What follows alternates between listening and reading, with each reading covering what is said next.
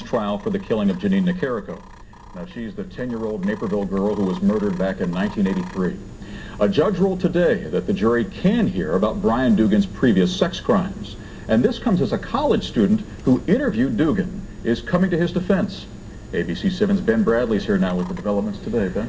Alan and Linda, the 21-year-old DePaul University college student, walked into the DuPage County jail Easter Sunday and asked to speak to Brian Dugan. Much to his surprise, the convicted killer, who is facing a trial for the murder of Janine Nicarico, agreed to talk. And according to the student, Dugan reiterated his willingness to plead guilty to the Nicarico murder if prosecutors promise not to pursue the death penalty.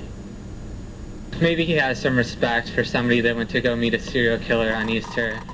For 35 minutes, I went there for a purpose, and it was one-on-one with a murderer, a man who is isolated in prison and won't talk to the press. Slosser says Brian Dugan never expressed remorse or showed emotion when talking about the murder of Janine Nicarico, but he did offer to take responsibility for it if prosecutors give him a deal. We more or less talked about Birkett's zeal, his seeking revenge instead of justice, and that's what we talked about. Birkett wants him dead. He wants him dead in the name of Janine, in the name of the victims. DuPage County State's Attorney Joe Birkett case is refusing to cut a deal that would spare Dugan's life. Years ago, he reportedly promised Janine Nicarico's parents their daughter's killer would be put to death.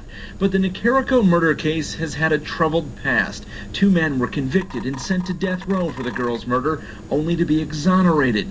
Dugan was charged after they were freed. It's time for us to stop being what Brian Dugan is, which is a killer. We are not killers. Jennifer Bishop Jenkins joined student Elliot Slosser and other anti-death penalty demonstrators outside of Dugan's court appearance today. Her sister was killed in Winnetka in 1990. She argues life without parole would be the better option to put this difficult case to rest.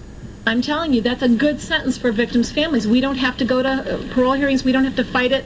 If they have the death penalty on Dugan, it means a lifetime for them still of hearings and hearings and hearings. Janine Nicarico's mother told me by phone today that she and her husband's position has not changed. She said, and I'm quoting now, if anyone deserves the death penalty, it's Brian Dugan. Alan and Linda, it could be next year, though, before Dugan stands trial, if this gets to a trial, but so far he does not have a trial date set. All right, Ben. Thank you. Chicago.